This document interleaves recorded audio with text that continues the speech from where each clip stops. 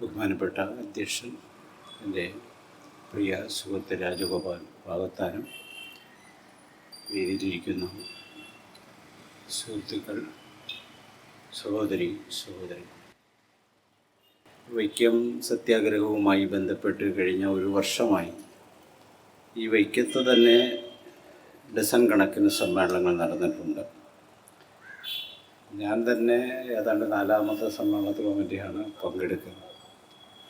കേരളത്തിൽ വ്യാപകമായി അത് ഗവൺമെൻറ് പ്രോഗ്രാമായി തന്നെ നടക്കുകയും സ്റ്റാലിനെ പോലെയുള്ള തമിഴ്നാട് മുഖ്യമന്ത്രി വിളിച്ചുകൊണ്ടുവരികയും അങ്ങനെ വലിയൊരു ആഘോഷമായിട്ട് ഇവിടെ നടന്നിരുന്നു.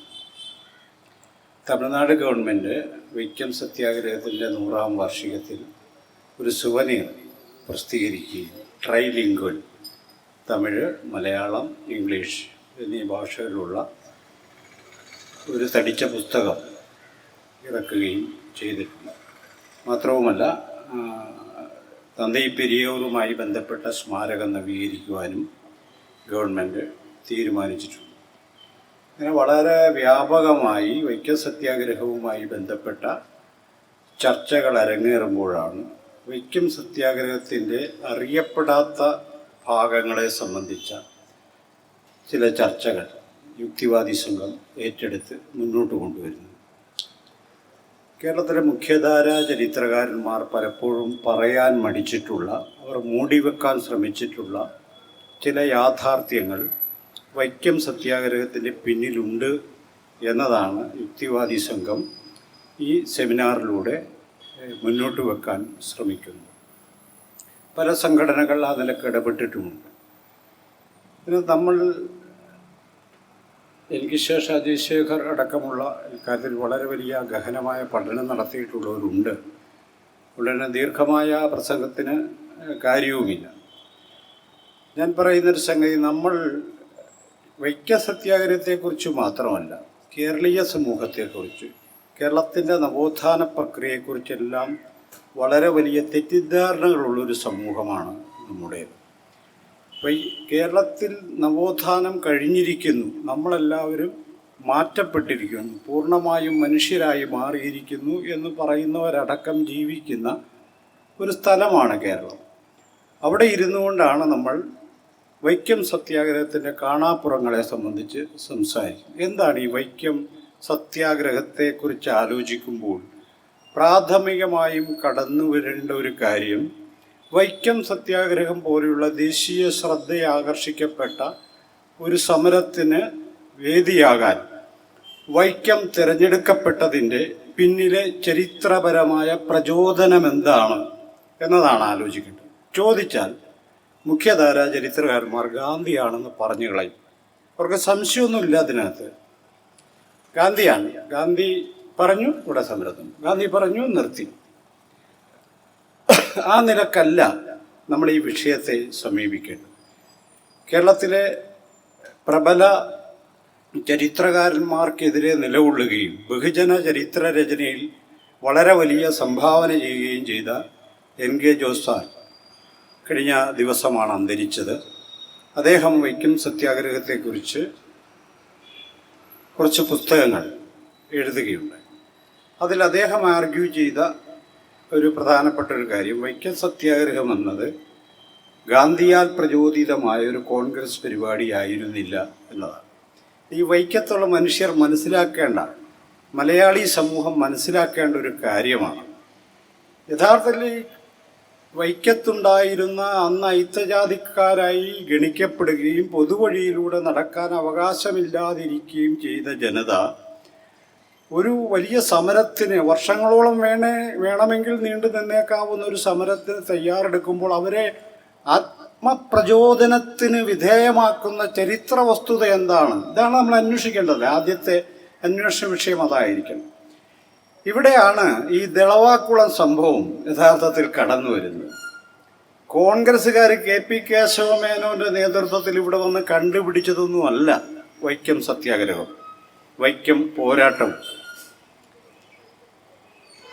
ദളവാക്കുളത്തെക്കുറിച്ച് നമ്മുടെ പ്രബല ചരിത്രകാരന്മാരോട് ചോദിക്കുമ്പോൾ അങ്ങനെ എന്തോ പറഞ്ഞു കേൾക്കുന്നുണ്ടെന്നുള്ള തെളിവില്ല. അവരെപ്പോഴും അങ്ങനെയാണ് പറയാ. കേരളത്തിലെ ആദിവാസികളെ കുറിച്ച് അവരുടെ കയ്യിൽ തെളിവില്ല, ദളിതരെ കുറിച്ച് അവർക്ക് അവരുടെ എഴുതി. പിന്നെ ഏതാ തെളിവെന്ന് ചോദിച്ചാൽ അമ്പലത്തിന്റെ ഭിത്തികളിൽ എഴുതി വെച്ചിട്ടുള്ള കാര്യങ്ങളാണ് അത്ര ഇവർ തെളിവായി അംഗീകരിക്കുള്ളൂ. ഈ അമ്പലത്തിന്റെ അകത്ത് എഴുതി വെച്ചിട്ടുള്ള ശിലാഫലകങ്ങളിൽ ആരുടെ കാര്യമാണ് എഴുതി വെച്ചിരിക്കുന്നത് എന്ന് ചോദിക്കരുത്. അങ്ങനെ ചോദിച്ചാൽ നമ്മുടെ ഗുരുക്കളടക്കമുള്ള വലിയ വലിയ പണ്ഡിതന്മാർ തകർന്ന് തരിപ്പണമാകുമെന്നുള്ള കാര്യത്തിൽ യാതൊരു തർക്കത്തിനും അവകാശമില്ല.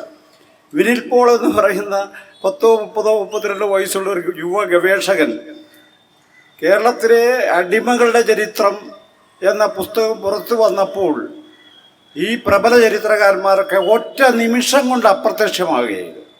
ഒറ്റ നിമിഷം കൊണ്ട് അവർ ദീർഘകാല ഗവേഷണം നടത്തി കേരളത്തിൻ്റെ ചരിത്രം എഴുതിയവർ ഒരടിമയെ പോലും കണ്ടിരുന്നില്ല എന്ന് നമ്മൾ കാണണം. നമ്മുടെ ഈ ചങ്ങനാശ്ശേരിയിൽ ഒരു അടിമച്ചന്തയുണ്ടായി, കോട്ടയത്ത് അടിമച്ചന്തയുണ്ടായി. നമ്മുടെ ഫോർട്ട് കൊച്ചിയിലെ പള്ളിയിൽ തിങ്കൾ മുതൽ ശനി വരെ അടിമകളെ സൂക്ഷിക്കുന്ന സ്ഥലവും ഞായറാഴ്ച പ്രാർത്ഥനയും ഉണ്ടായിരുന്ന സ്ഥലമായിരുന്നു ഫോർട്ട് കൊച്ചിയിലെ പള്ളി. ഇതിനെല്ലാം വസ്തുതാപരമായ തെളിവുണ്ടായിട്ടും ഈ ഗുരുക്കന്മാരാരും ഒരടിമയെക്കുറിച്ച് പോലും സംസാരിച്ചില്ല.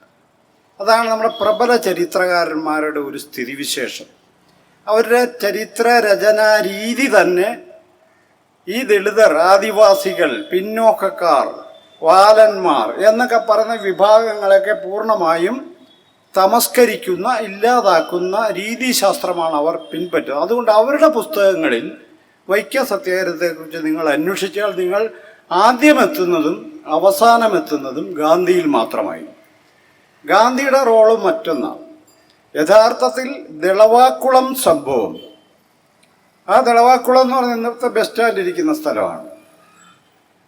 കേരളത്തിലെവിടെയാണ്, ഇന്ത്യയിൽ എവിടെയാണ് പ്രധാനപ്പെട്ട സമരം നടന്ന സ്ഥലം പൊക്കി ബസ് സ്റ്റാൻഡ് ഉണ്ടാക്കിയിട്ടുള്ളത്?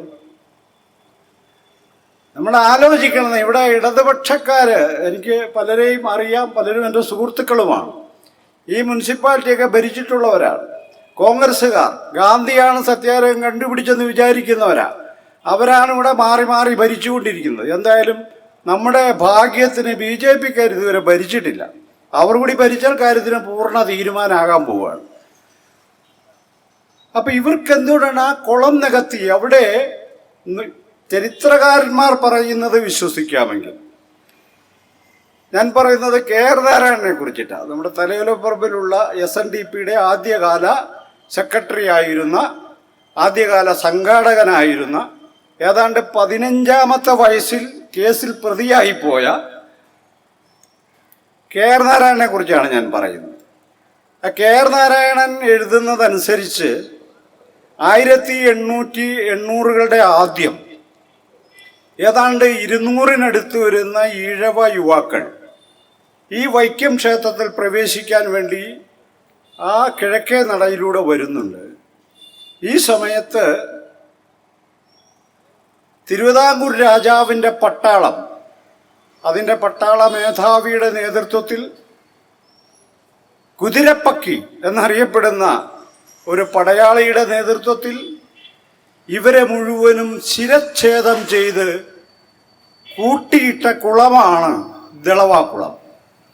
അപ്പം ഈ ദളവാക്കുളത്ത് അടിഞ്ഞുകൂടിയ 100 കണക്കിന് ഈഴവ യുവാക്കളുടെ സ്മരണ സാക്ഷാൽ മഹാകവി N. കുമാരനാശാൻ പങ്കെടുക്കുന്ന യോഗത്തിൽ വൈക്കംകാരനായൊരു വക്കീൽ വിശദീകരിക്കുമ്പോൾ അദ്ദേഹം അന്ന് പറഞ്ഞൊരു കാര്യം ഈ കഥ കേട്ട് ഞാൻ കോരിത്തരിക്കുകയാണ്. ആ കുളത്തിൽ അടിഞ്ഞുകൂടിയിരിക്കുന്ന ആ എല്ല് പെറുക്കിയെടുത്ത് പൂജിക്കാൻ മാത്രം വലിയ മനുഷ്യരാണ്, ചിന്തകരാണവർ എന്നാണ് കുമാരനാശാൻ പറയുന്നത്. പക്ഷെ വൈക്കം സത്യാഗ്രഹത്തെക്കുറിച്ച് പറയുന്നവരാരും ദളവാക്കുളത്തെക്കുറിച്ച് പറയാറില്ല. പറയാതിരിക്കാൻ വേറെ ന്യായം അവർക്കുണ്ടാവാം. പക്ഷെ ഈ ദളവാക്കുളം എന്ന് പറയുന്ന ഈ സംഭവം 100 കണക്കിന് പേരെ അരിഞ്ഞു വീഴ്ത്തിയ സംഭവം, അതിന് നേതൃത്വം കൊടുത്തത് പട്ടാളമാണെന്ന് നമ്മൾ മനസ്സിലാക്കണം. അതാണ് യഥാർത്ഥത്തിൽ 1924 ആരംഭിക്കുന്ന വൈക്കം സത്യാഗ്രഹത്തിലേക്ക് ആയിരക്കണക്കിന് ഈഴവ യുവാക്കളെ വലിച്ചെടുപ്പിച്ച പ്രധാനപ്പെട്ട ചരിത്ര സ്മരണ എന്ന് പറയുന്നത് ദളവാക്കുളം സംഭവമാണ്. അവിടെ ഒരു സ്മാരകം വേണമെന്ന് പോലും നമ്മളിപ്പോൾ ആഗ്രഹിക്കുന്നില്ല. ഒന്ന് ആലോചിക്കണം. ഇവിടെ ടി കെ മാധവൻ ഇവിടെ ഉണ്ടായിരിക്കെ ഈ മാധവനെ പോലെ ഹിന്ദു മതത്തെ അടിമുടി വിമർശിച്ച് പുസ്തകം അന്നത്തെ കാലത്ത് എഴുതി തിരുവിതാംകൂർ ഗവൺമെന്റ് നിരോധിച്ച സ്വതന്ത്ര സമുദായം എന്ന പുസ്തകത്തിന്റെ രചയിതാവ് ജനിച്ചു വളർന്നത് വെള്ളൂരാണ്. നമ്മൾ മനസ്സിലാക്കണം. കെ ആർ നാരായണൻ തലയോലപ്പറമ്പുകാരനാണ്. ഈ പറയുന്ന മറവന്തുരത്തിലും കുലശേഖരപുരത്തും തലയോലപ്പറമ്പിലും ഒക്കെയുള്ള ഈഴവ യുവാക്കൾ കൂട്ടത്തോടെ വന്ന് നടത്തിയ മഹത്തായ ഒരു പ്രക്ഷോഭത്തെ അടിച്ചമർത്തുകയല്ല, അവരുടെ ശിരസ് ഛേദിച്ച് കൂട്ടിയിട്ട കുളത്തിന്റെ സൈഡിൽ സ്മാരകം നിർമ്മിക്കണമെന്നും പോലും തോന്നാത്ത മനുഷ്യരാണ് നമ്മളെ രാഷ്ട്രീയമായി നയിക്കുന്നത്. ഇവിടെയാണ് നമ്മുടെ പ്രശ്നം കിടക്കുന്നത്. അവരാ നമ്മുടെ നേതാക്കന്മാർ. ഞാൻ നിങ്ങളോട് പറയാൻ ആഗ്രഹിക്കുന്ന ഒരു കാര്യം, ഈ ദളവാക്കുളം സംഭവമാണ് വൈക്കം സത്യാഗ്രഹത്തെ പ്രചോദിപ്പിച്ച ഒരു ഘടകം. രണ്ടാമത്തെ ഒരു ഘടകം മഹാത്മാ അയ്യൻകാളിയുടെ നേതൃത്വത്തിൽ നടന്ന വില്ലുവണ്ടി സമരമാണ്. ആ വില്ലുവണ്ടി സമരം വൈക്കം മേഖലയിലെ ദലിതരെ വല്ലാതെ പ്രചോദിപ്പിക്കുകയും നിരോധിക്കപ്പെട്ട വഴിയിലൂടെ നടക്കാൻ അവർ തീരുമാനിക്കുകയും ചെയ്യുന്നു. കോൺഗ്രസിന്റെ പുനഃസംഘടനയ്ക്ക് വേണ്ടി കെ പി കേശവമേനോന്റെ നേതൃത്വത്തിൽ സംഘം വരുമ്പോൾ കുറൂർ നീലകണ്ഠൻ നമ്പൂതിരിപ്പാട് അടക്കമുള്ള സംഘം വന്നു ചേരുന്നത് വെറുതെ വൈത്ത വീതിയിലേക്കല്ല, ഈ ഇഴവരും പുലയരും ഒക്കെ ഒരുമിച്ച് കൂടിയിരിക്കുന്ന ഒരു സമ്മേളനത്തിലേക്കാണ് വരുന്നത്. ആ സമ്മേളനത്തിൽ പങ്കെടുത്തുകൊണ്ട് നീലകണ്ഠൻ പറഞ്ഞൊരു കാര്യം, നാളെ സൂര്യൻ ഉദിക്കുമ്പോൾ ഐത്തജാതിക്കാരെന്ന് പറയുന്നവർ അവരുടെ സഞ്ചാര സ്വാതന്ത്ര്യം നിഷേധിക്കപ്പെട്ട വഴിയിലേക്ക് കടക്കുകയും ഞാൻ അവരോടൊപ്പം സഞ്ചരിക്കുകയും ചെയ്യുമെന്നാണ് കെ പി കേശവമേനോൻ 17-ാം തീയതി പറയുന്നത്. അന്ന് രാത്രി ഇവിടത്തെ സവർണ പ്രമാണിമാർ കെ പി കേശവമേനോനുമായി ഒരു സന്ധി സംഭാഷണത്തിൽ ഏർപ്പെടും. ഇതാ ജാതി എന്ന് പറയുന്ന കാര്യം, അതാണ് ജാതി. കെ പി കേശവമേനോൻ മേനോനായതുകൊണ്ട് കാര്യങ്ങൾ പറഞ്ഞ് മനസ്സിലാക്കാമെന്ന് ഇവിടെയുള്ള സവർണർക്ക് നല്ല ബുദ്ധിയുണ്ടായിരുന്നു. കെ പി കേശവമേനോനെ കാണുന്നു, സംസാരിക്കുന്നു. അവരാവശ്യപ്പെടും, നിങ്ങൾ 1 മാസത്തേക്ക് ഈ സമരം മാറ്റിവെക്കണം, അതിനിടയിൽ ഞങ്ങൾ പൊതുജന അഭിപ്രായം ഉണ്ടാക്കി തരാമെന്നാണ്. അവരുടെയൊക്കെ പിന്മുറക്കാരിവിടെ ഉള്ളൂ എന്ന് എനിക്കറിയത്തില്ല. ഉണ്ടേ തന്നെ അവർ പുറത്തു പറയാൻ കഴിയുന്നില്ല, ഉറപ്പാണ്. അവർക്ക് പുറത്തു പറയാൻ പറ്റില്ല. അത്രയും നാണക്കേടാണ്, അത്രയും മോശമായ കാര്യമാണ് അവരുടെ പിതാമഹന്മാർ ചരിത്രത്തിൽ ചെയ്തു കൂട്ടിയത്. പക്ഷേ ഈ 200 പേരെ വെട്ടി നുറുക്കി ഇട്ടു എന്ന് പറഞ്ഞ കുളത്തിൽ അതിന് നേതൃത്വം കൊടുത്ത കരിപ്പണിക്കരടക്കമുള്ളവരുടെ കുടുംബക്കാർ ഇപ്പോഴും വൈക്കത്തുണ്ട്. അന്ന് അതിഭീകരമായ ആക്രമണം നടക്കുമ്പോൾ ഇവിടെ നിന്ന് ഓടിപ്പോയവരുണ്ട്. പാല, കോഴ പോലെയുള്ള സ്ഥലങ്ങളിലേക്ക് ഓടിപ്പോയവരുണ്ട്. അവരുടെ വീട്ടുപേരും വൈക്കത്തുള്ളവരുടെ വീട്ടുപേരും ഒന്ന് തന്നെയാണ്. ഞാൻ ഇത്രയും വിശദമായി പറയുന്നത് ഞങ്ങൾ നുണ പറയുന്നതല്ല, തെളിയിച്ചു തരാം. നിങ്ങൾ ഏത് പണ്ഡിതനെ വിളിച്ചോണ്ട് വന്നാലും ഞങ്ങൾക്ക് വസ്തുതകളുടെ അടിസ്ഥാനത്തിൽ തെളിയിക്കാൻ പറ്റും. അപ്പൊ കെ പി കേശവമേനോൻ പറഞ്ഞു, എന്താ തീരുമാനിച്ചെന്നറിയില്ല. രാവിലെ ആയപ്പോ ഈ ബോട്ട് ജെട്ടിയുടെ പരിസരത്ത് ആയിരക്കണക്കിന് മനുഷ്യർ, ചരിത്രത്തിൽ അനിവാര്യമായും സംഭവിക്കേണ്ട വഴി നടക്കാനുള്ള സ്വാതന്ത്ര്യ പുലരിയെ ആസ്വദിക്കാൻ ആയിരക്കണക്കിന് മനുഷ്യർ തടിച്ചുകൂടുന്നു. കെ പി കേശവമേനോൻ അവരോട് പറയുന്നു, നമ്മൾ സമരം 1 മാസത്തേക്ക് നീട്ടിവെച്ചിരിക്കുന്നു. അതാണ് ആദ്യത്തെ ചതി. വൈക്കം സത്യാഗ്രഹത്തിലെ ആദ്യത്തെ അധോലോക ചതിക്ക് നേതൃത്വം കൊടുത്തത് കെ പി കേശവമേനോനാണെന്ന് വസ്തുതാപരമായി തെളിയിക്കാൻ പറ്റും. കേശവമേനോന്റെ ത്യാഗത്തിലൊന്നും എനിക്ക് സംശയമൊന്നുമില്ല. അയാൾ ത്യാഗം ചെയ്തിട്ടുള്ള ആളാണ്. അയാൾ സ്വാതന്ത്ര്യ സമര സേനാനിയാണ്. ഈ കാര്യത്തിലും നമുക്ക് തർക്കമില്ല. അയാൾ മാതൃഭൂമി പത്രം തുടങ്ങിയ ആളാണ്. അതിലും നമുക്ക് തർക്കമില്ല. ഇതെല്ലാം തർക്കമല്ലാതായിരിക്കെ തർക്കമുള്ള ഒരു കാര്യമുണ്ട്. ഈ 3 പേർ വന്നു പറഞ്ഞപ്പോൾ ഈ ആയിരങ്ങളോട് ചോദിക്കാതെ 1 മാസത്തേക്ക് ഈ സമരം മാറ്റിവെക്കാൻ ഇയാളെന്തിനാ തീരുമാനിക്കുന്നത്? അതാണ് സവർണത എന്ന് പറയുന്ന കാര്യം. അതാണ് സവർണത എന്ന് പറയുന്നത്. ഈ വൈക്കത്തെ ഈഴവനോടും പുലയനോടൊന്നും ചോദിക്കാതെ എനിക്ക് തീരുമാനമെടുക്കാൻ കഴിയുമെന്ന KP കേശവമേനോന്റെ വിശ്വാസമാണ് മൂഢമായ സവർണത എന്ന് പറയുന്ന കാര്യം. ഒരു മാസം നീട്ടിവെക്കുന്നു, ഇതിനേക്ക് ഗൂഢാലോചന നടക്കുന്നു, പിന്നെ സത്യാഗ്രഹമായി മാറുകയും വൈക്കം പോരാട്ടം ഈ വഴി കൂടി നടക്കാൻ അവരങ്ങ് തീരുമാനിക്കുക. അന്ന് KP കേശവമേനോൻ ഇത് പറയില്ല, അന്ന് രാവിലെ നടന്നിരിക്കും. അന്ന് രാവിലെ വഴി നടന്നിരിക്കും, ഒരു സംശയമില്ലാത്ത കാര്യം. അത്രമേൽ മനുഷ്യരാഗ്രഹിക്കുന്നൊരു കാര്യമാണ്. അപ്പോൾ ഗാന്ധി വിഷയത്തിൽ ഇടപെടുകയാണ്. ഞാൻ ചുരുക്കിയേ പറയുന്നുള്ളൂ. ഗാന്ധി വിഷയത്തിൽ ഇടപെടും. ഇവിടുന്ന് 2 തമിഴ് പട്ടന്മാരെ കുറിച്ച് കുഞ്ഞുതമ്പിയാർ ചില കാര്യമൊക്കെ പറഞ്ഞു. അതൊക്കെ നിങ്ങളൊന്ന് വായിച്ചിരിക്കുന്നതല്ല, അതിലേക്ക് ഞാൻ കിടക്കുന്നില്ല. 2 പട്ടന്മാർ ഗാന്ധിയെ ഒരു കാര്യം ധരിപ്പിക്കുന്നു. പട്ടന്മാർ എന്ന് പറഞ്ഞു, അതേ ഈ വഴി ബ്രാഹ്മണരുടെ ട്രസ്റ്റിൻ്റെ ഉടമസ്ഥതയിലുള്ള വഴിയാണ്, അതുകൊണ്ട് അതിലൊരു തീരുമാനമാകുന്നത് വരെ സമരം നിർത്തിവെക്കാൻ അങ്ങ് ആവശ്യപ്പെട്ടു. ഗാന്ധിക്ക് പിന്നെ സംശയമൊന്നുമില്ല. അന്നേരം KP കേശവമേനോൻ കമ്പി അടിക്കുക, സമരം നിർത്തിക്കും. കാരണം പറഞ്ഞതാരാ? തമിഴ് പട്ടര ബ്രാഹ്മണ വിഭാഗം. അവർ നുണ പറയില്ല അത്രേ. നിങ്ങൾക്കറിയാമോ, TM കൃഷ്ണയെ പോലെ ലോകപ്രസിദ്ധനായ ഒരു പാട്ടുകാരന്, ഒരു ഗായകന് അവാർഡ് കൊടുത്തപ്പോൾ പണ്ട് വർഷങ്ങൾക്ക് മുമ്പ് മൃദംഗ വിദ്വാനായിരുന്ന പാലക്കാട് മണിക്ക് കിട്ടിയ ട്രോഫി, ആ പുരസ്കാരം ഞങ്ങൾ തിരിച്ചുകൊണ്ട് കൊടുക്കുമെന്നാണ് മണിയുടെ വീട്ടുകാർ പറയുന്നത്. ഇതിന്റെ അർത്ഥം എന്താ? ഇതിന് ഒരർത്ഥമേ ഉള്ളൂ. ബ്രാഹ്മണ്യ മേധാവിത്വത്തിനെതിരെ പൊരുതിയ നമ്മുടെ വടക്കേ നടയിൽ അവിടെ ഒരാൾ ഇരിപ്പുണ്ട്, പടിഞ്ഞാറേ സൈഡിലായിട്ട്, തന്തൈ പെരിയോറിനെ വാഴ്ത്തി ഇദ്ദേഹം സംസാരിക്കുന്നു.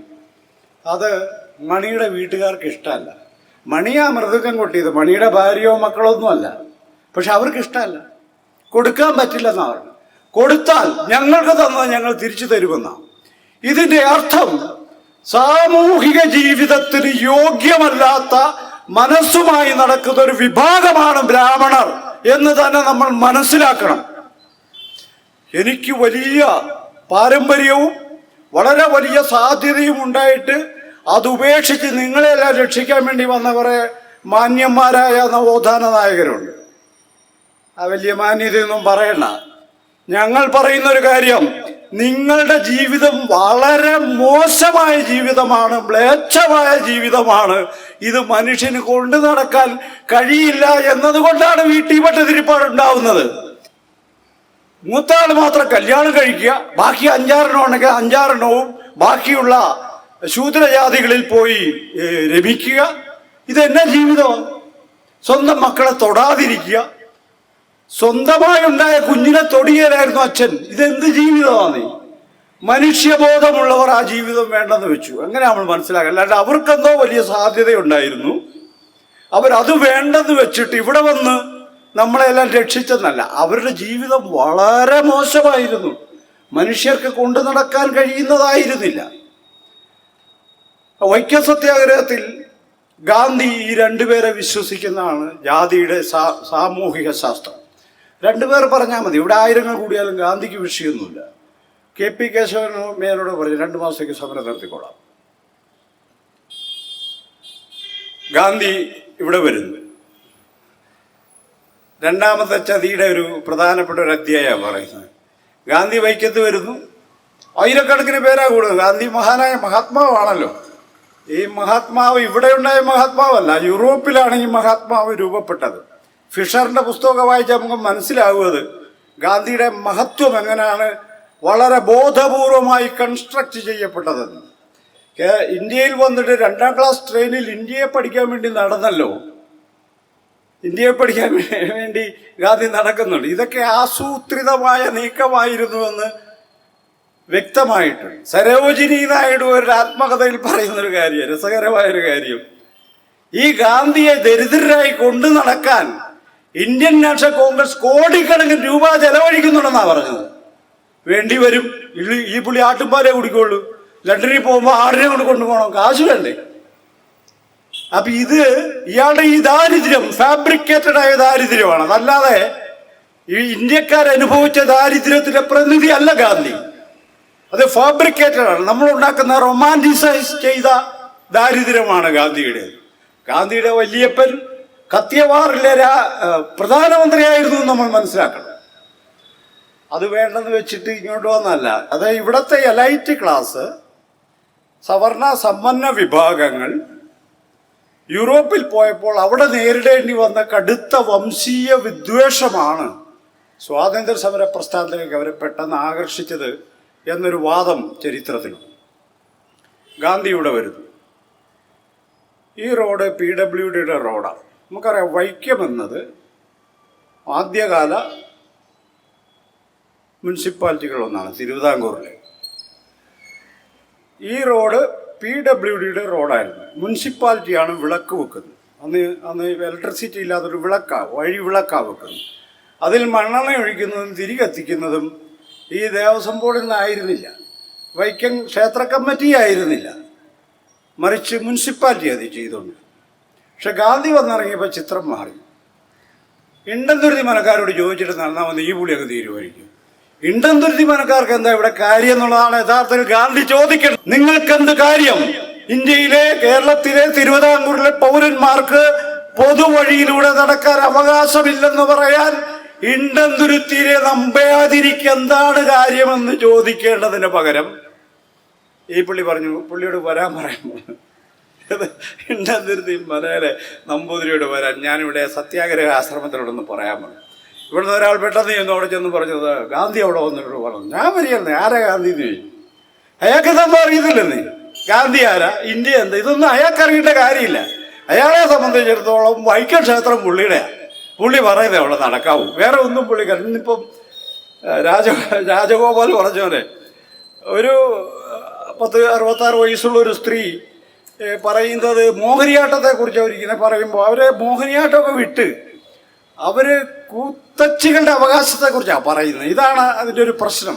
അവർക്ക് വേറെ ഒന്നും അറിയണ്ട.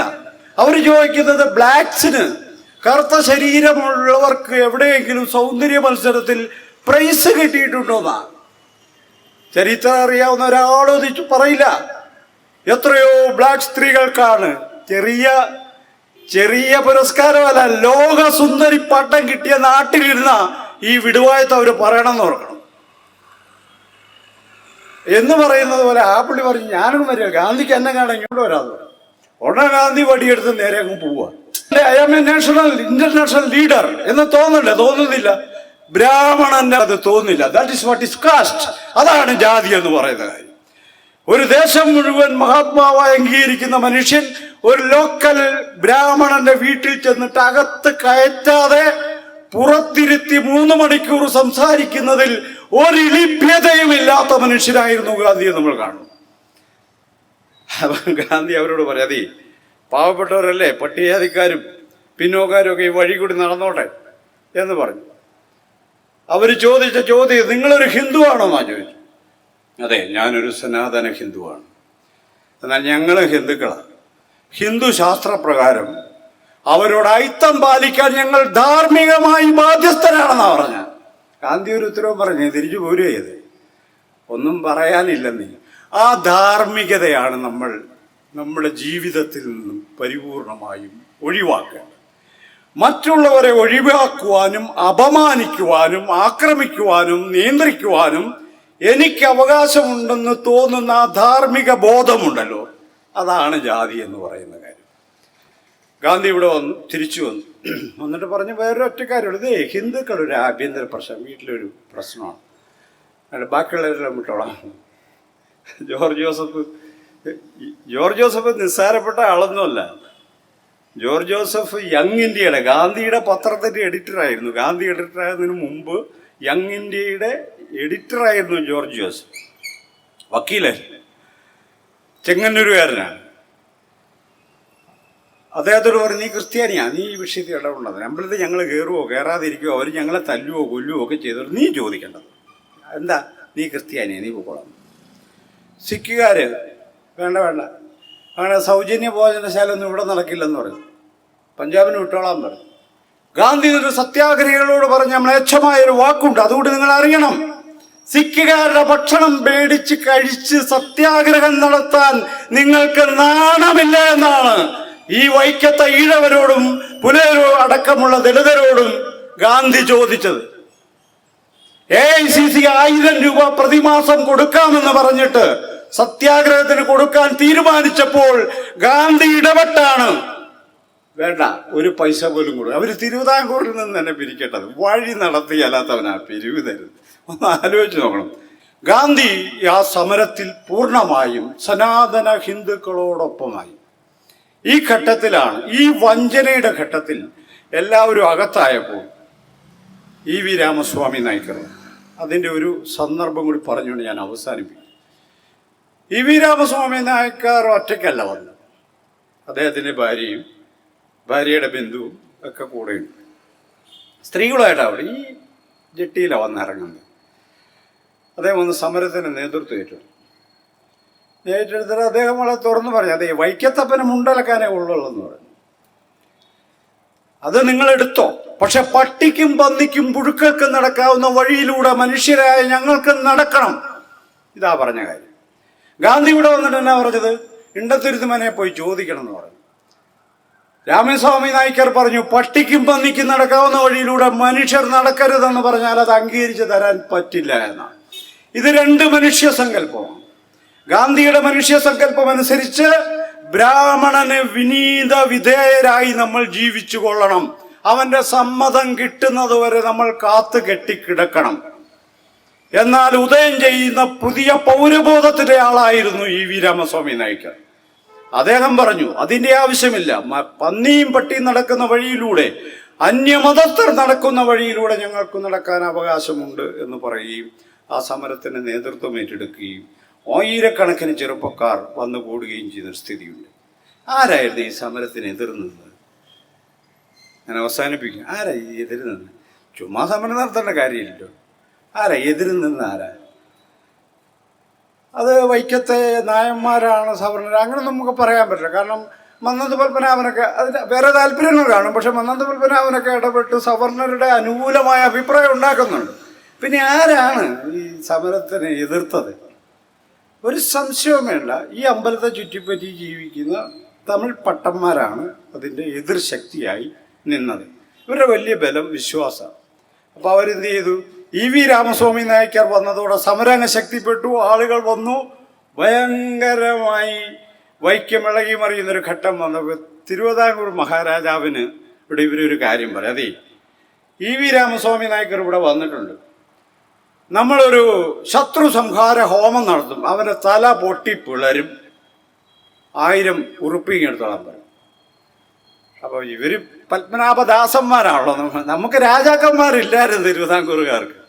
നമുക്കങ്ങനെ ഒത്തിരി അന്ധവിശ്വാസമുണ്ട്. ഇവിടെ രാജാക്കന്മാരുണ്ടായിരുന്നു, വലിയ യുദ്ധം നടന്നു, യുദ്ധമൊന്നും ഇല്ലായിരുന്നു തന്നെ. കൊച്ചി രാജാവ് ഇങ്ങനെ കൊട്ടാരത്തിൽ ഇരിക്കുന്ന സമയത്ത് ആരോ വന്നു പറഞ്ഞതേ പോർച്ചുഗീസുകാർ കോഴിക്കോട് നിന്ന് പുറപ്പെട്ടെന്നുള്ള കേട്ടെന്നുള്ളു. വള്ളം 2 പെട്ടെന്ന് ശരിയാക്കോളാം. 2 വള്ളം ശരിയാക്കി അന്നേരം വള്ളത്തെ കയറി ഇളങ്ങുന്നപ്പുഴ ക്ഷേത്രത്തിൽ ഇപ്പോൾ ഒളിച്ചിരുന്ന മഹാനാ കൊച്ചിയിലെ രാജാവ്.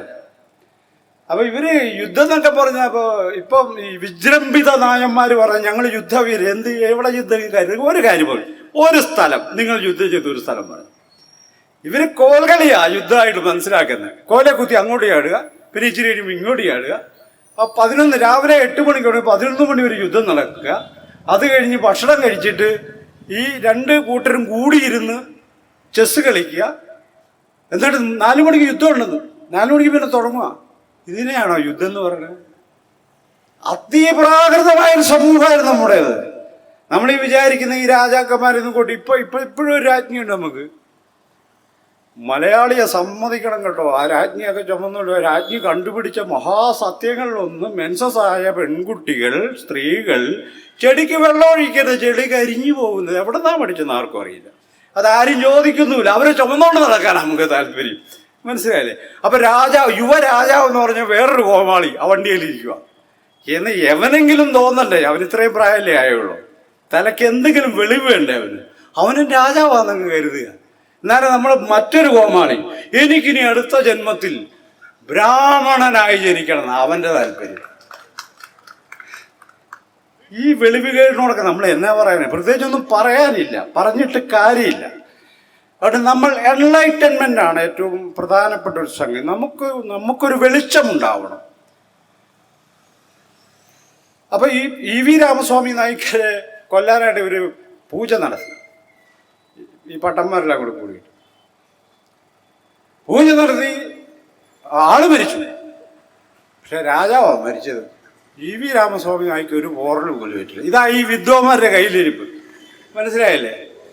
ഇവരാണ് ഈ ഭൂലോകത്തിന് മുഴുവൻ ശക്തിയും ആവാഹിച്ച്, അങ്ങനെയല്ല ഇവർ പറയുന്ന പൂജ. അങ്ങനെ ഇവർ ബിംബത്തിനടുത്ത് നിന്ന് പുറത്തേക്ക് ഇറങ്ങുമ്പം ആ ബിംബത്തിലെ ശക്തി മുഴുവൻ ആവാഹിച്ച് ഇങ്ങനെ പോരുക.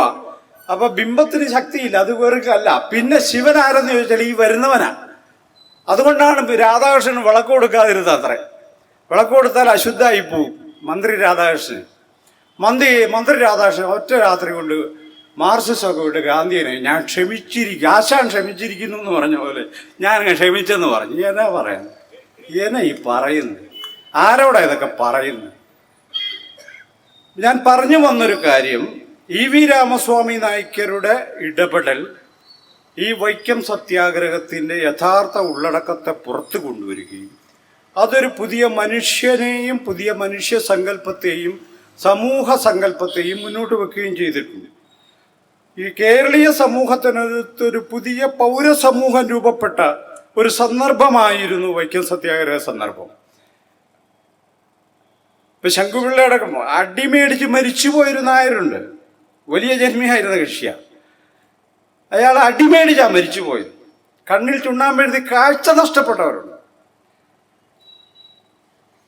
ഈ ആമചാടിത്തേവൻ തൊട്ടപ്പുറത്ത ആ ദ്വീപ്, അവിടെ നിന്ന് ദലിത് ഉപാധിപ്പെട്ട ആമചാടിത്തേവൻ ഈ സത്യാഗ്രഹത്തിൽ പങ്കെടുക്കുന്നുണ്ട്.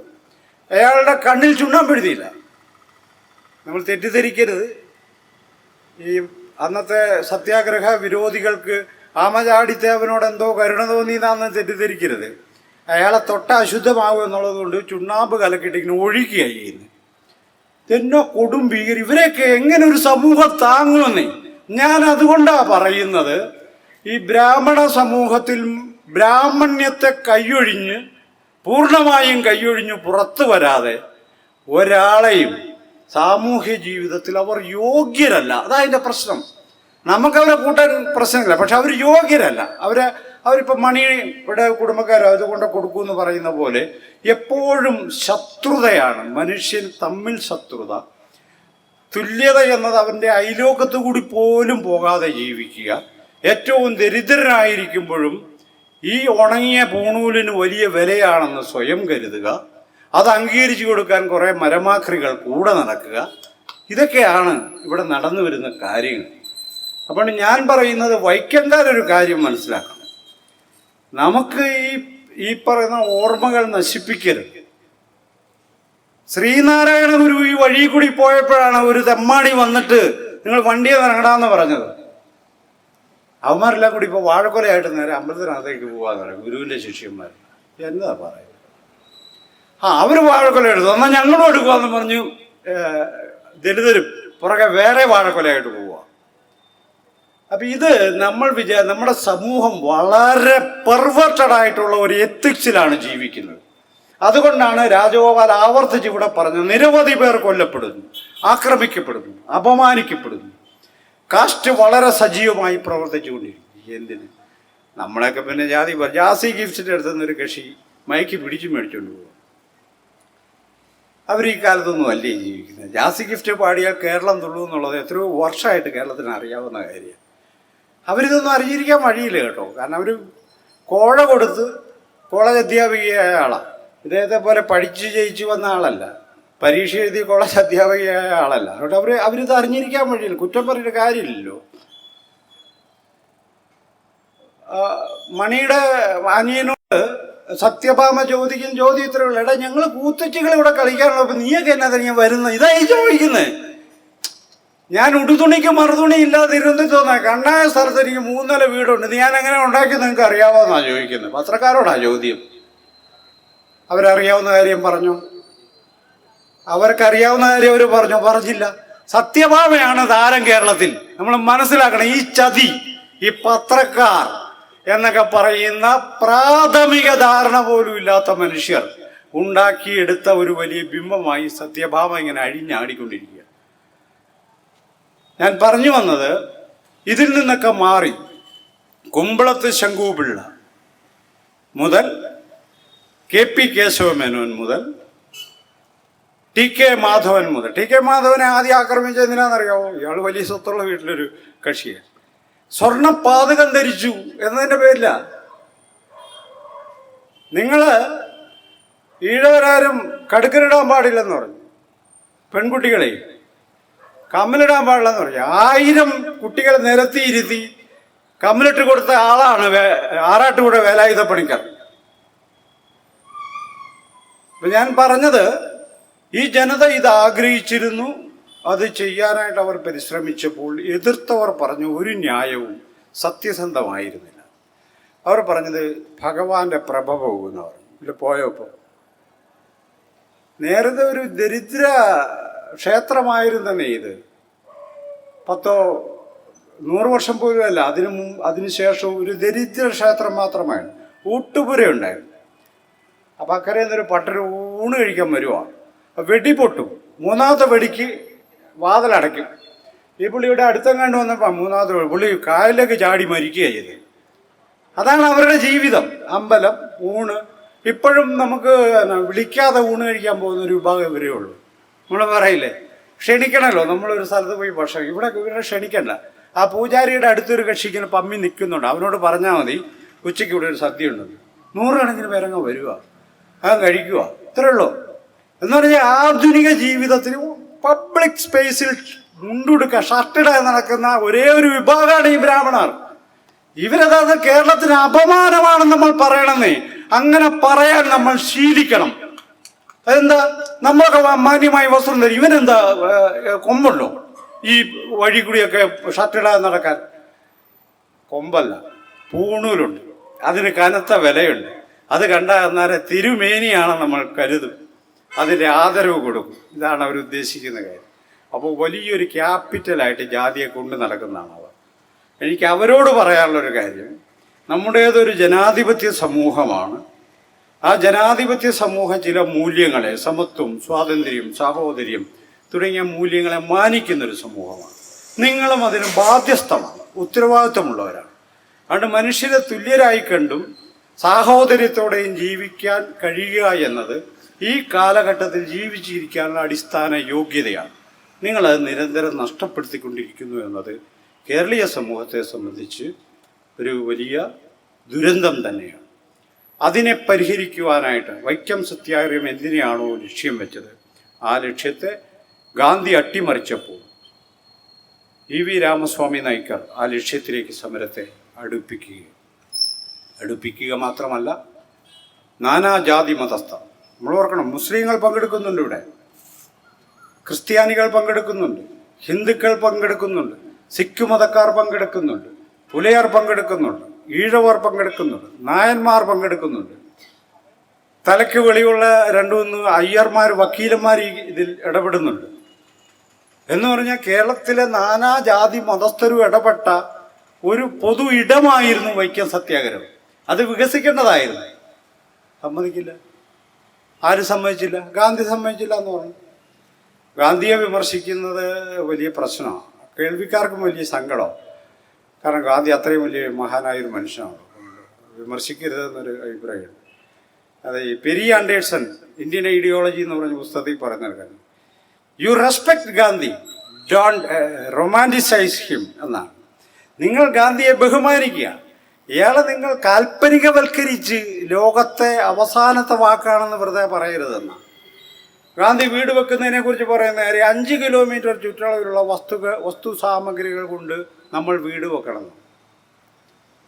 എൻ്റെയൊക്കെ സമുദായം, ദളിത് സമുദായം 5 കിലോമീറ്ററിന് ചുറ്റളവിലല്ല, 150 മീറ്ററിൻ്റെ ചുറ്റളവ് കൊണ്ട് വർഷങ്ങളോളം വീട് വെച്ച് ജീവിച്ചവരാ. ഞങ്ങളൊന്നും നേടിയിട്ടില്ല. അതുകൊണ്ട് ഈ കച്ചേരിയായിട്ട് ഒരു ഗാന്ധിയും തൽക്കാലം ഞങ്ങളുടെ അടുത്തേക്ക് പോരണ്ട, ഞങ്ങൾ വലിയ വീട് വെക്കാൻ തന്നെയാണ് തീരുമാനിച്ചിരിക്കുന്നത്. അതാ പറയുന്ന കാര്യം. എന്താ കുഴപ്പം? ഈ പുള്ളി താമസിച്ച ആഗാഖാൻ കൊട്ടാരം 5 കിലോമീറ്റർ ഉള്ളിലുള്ള വസ്തു കൊണ്ട് നിർമ്മിച്ചാണ്. ഈ പുള്ളി നിർമ്മിച്ച ബിർള ഹൗസ് 5 കിലോമീറ്റർ ചുറ്റളവിൽ നിർമ്മിച്ചതാണ്. ഇത് എവിടത്തെ കാര്യം? ഈ പുള്ളിയുടെ സ്വന്തം വീട് 5 കിലോമീറ്റർ. പിന്നെ ആരെയാ ഇയാൾ ഇത് പറഞ്ഞ് പറ്റിക്കുന്നത്? ആ പറ്റിക്കലാണ് ഇവിടെയും നടന്നത്. സിഖുകാരെ പറഞ്ഞത് സ്ത്രീകൾ ഒറ്റ ദിവസം കൊണ്ട് 100 സ്ത്രീകളാണ് ചേർത്തലയിൽ നിന്നും വോളണ്ടിയർമാരായി പങ്കെടുക്കാൻ സന്നദ്ധത EVRന്റെ മുന്നിൽ പറഞ്ഞത്. 100 രൂപയാണ് 1 മണിക്കൂർ. അന്നത്തെ കാലത്ത് 100 രൂപ 10 ഏക്കർ സ്ഥലം മേടിക്കാനുള്ള പൈസയാണ്. 100 രൂപ അപ്പോൾ തന്നെ പിരിച്ച് പണക്കിഴി സമ്മാനിക്കുന്നുണ്ട് EV രാമസ്വാമി നായ്ക്കർ. അങ്ങനെ സ്ത്രീകൾ പങ്കെടുക്കും. മലബാറിൽ നിന്നൊരു സ്ത്രീ നടന്നു വരുന്നുണ്ട് വൈക്കത്തെ. തമിഴ്നാട്ടിലെ ഉത്ബുദ്ധരായ ജനത പല രൂപത്തിൽ മന്നത്ത് പത്മനാഭന്റെ സവർണ ജാഥയ്ക്ക് സമാന്തരമായി തെക്ക് നിന്നൊരു ജാഥ വരുന്നു. ഒരു തമിഴനാണ് നയിക്കുന്നത്. അങ്ങനെ ഉത്ബുദ്ധരായ മനുഷ്യരുടെ വലിയൊരു കൂട്ടായ്മയെ മതം പറഞ്ഞും ജാതി പറഞ്ഞും ബ്രാഹ്മണരുടെ മേന്മ പറഞ്ഞും നശിപ്പിച്ച ഒരു ചരിത്രം, ഇരുണ്ട ചരിത്രം വൈക്കം സത്യാഗ്രഹത്തിനുണ്ട് എന്ന് നമ്മൾ മനസ്സിലാക്കണം. അതിനെ കൈയൊഴിയുകയും EV രാമസ്വാമി നായ്ക്കരക്ക് മുന്നോട്ട് വെക്കാൻ ശ്രമിച്ച പുതിയ പൗരൻ എന്ന സങ്കല്പത്തിലേക്ക് സമൂഹത്തെ നയിക്കാനാണ് നമ്മൾ ശ്രമിക്കേണ്ടത്. പണ്ഡിറ്റ് കറുപ്പൻ വന്ന നാടാണ്, അയ്യൻകാളി വന്ന നാടാണ്, ശ്രീനാരായണ ഗുരു വന്ന നാടാണ്. ഇങ്ങനെ കേരളത്തെ നവീകരിക്കാൻ ശ്രമിച്ച എല്ലാ മനുഷ്യരും വന്നുപോയ ഒരു സ്ഥലം എന്ന നിലയിൽ അത് മുന്നോട്ട് വെച്ചിട്ടുള്ള സന്ദേശത്തെ കേരളീയ സമൂഹത്തിൽ സ്ഥാപിച്ചെടുത്തുകൊണ്ട് മാത്രമേ നമുക്ക് ജാതി വിരുദ്ധമായ, ജാതിരഹിതമായ ബ്രാഹ്മണ്യ ആധിപത്യത്തെ തകർത്തെറിയുവാനും ഒരു ജനായത്ത സമൂഹമായി മാറുവാനും നമുക്ക് കഴിയും. നമ്മുടെ സമൂഹം ജനായത്തപരമല്ലെങ്കിൽ നമ്മുടെ ഭരണാധികാരികളും ജനാധിപത്യവാദികളായിരിക്കില്ല എന്നുള്ള പ്രാഥമിക സത്യം നമ്മളെല്ലാവരും മനസ്സിലാക്കണം. സമൂഹത്തെ ജനായത്തവൽക്കരിക്കണമെങ്കിൽ നേരത്തെ അധ്യക്ഷനോട് സൂചിപ്പിച്ചതുപോലെ ജാതിക്കെതിരായ കർശനമായ നിലപാടുണ്ടായിരിക്കണം. പാർട്ടി മാറി ഭരിച്ചാൽ പോരാ, ജാതി മാറി ഭരിക്കണം എന്ന് പറഞ്ഞത് സഹോദരനെ ചൊപ്പന. പാർട്ടി മാറി ഭരിക്കുക എന്നും പറഞ്ഞാണല്ലോ ഈ സവർണർ മാറി വരും. ആ പണി കയ്യിലിരിക്കട്ടെ. ആ പണി അത് കമ്മ്യൂണിസ്റ്റ് അല്ല മാവോയിസ്റ്റ് ആണെന്ന് പറഞ്ഞാലും ആ പണി ഇനി വേണ്ട എന്ന് തന്നെയാണ് ഈ പറയുന്നത്. പിന്നെ പാർട്ടി മാറി ഭരിച്ചു വളരെ കഷ്ടപ്പെട്ട ഒരു പാർലമെന്റിൽ പോയി പാവപ്പെട്ടവർക്ക് കഷ്ടപ്പെടുക വേണ്ട. ഇനി ഞങ്ങൾ കുറെ കഷ്ടപ്പെടാം, കുഴപ്പമുണ്ടോ? അത് വേണ്ട. നിങ്ങൾ മാത്രം ഇങ്ങനെ കഷ്ടപ്പെട്ട് ലോകം നന്നാക്കട്ടെ, ഞങ്ങളും കുറെ കഷ്ടപ്പെടാൻ തയ്യാറാണ്. അതുകൊണ്ട് പാർട്ടി വിപ്ലവ എന്നൊക്കെ പറഞ്ഞ് സവർണർ തന്നെ ഭരിച്ചുകൊണ്ടിരിക്കുന്ന പരിപാടി അവസാനിപ്പിക്കണം എന്നുള്ളതാണ് വൈക്കം സത്യാഗ്രഹം മുന്നോട്ട് വെക്കുന്ന പൗരസങ്കല്പം. എല്ലാവർക്കും പ്രാതിനിധ്യമുള്ള ഗവൺമെൻറ്, എല്ലാവർക്കും അവകാശമുള്ള വിഭവങ്ങൾ ഒരു ജനായത്ത സമൂഹത്തിൽ അനിവാര്യമാണ്. അതിനെക്കുറിച്ചാണ് നമ്മൾ ആലോചിക്കേണ്ടത്. ഈ പഴമയെക്കുറിച്ചല്ല. ഇപ്പോഴും പഴയതിനെ ഉയർത്തിക്കൊണ്ടുവരുന്ന ഒരു രാഷ്ട്രീയ സാഹചര്യം ഇപ്പോഴുണ്ട്. അതിനെ മറികടന്ന് പുതുമയിലേക്ക് നയിക്കാൻ സമൂഹത്തെ പ്രാപ്തമാക്കുക എന്നതാണ് പ്രധാനപ്പെട്ട കാര്യം. ഇതുപോലെ വൈക്കം സത്യാഗ്രഹത്തിൻ്റെ മറയ്ക്കപ്പെട്ട ഏടുകളെക്കുറിച്ചിട്ടുള്ള ഒരു സംഭാഷണത്തിന് വേദിയൊരുക്കിയ കേരള യുക്തിവാദി സംഘത്തിന് പ്രത്യേകിച്ച് എൻ്റെ സുഹൃത്ത് രാജഗോപാലിനുള്ള പ്രത്യേക നന്ദി രേഖപ്പെടുത്തുന്നു. എല്ലാവർക്കും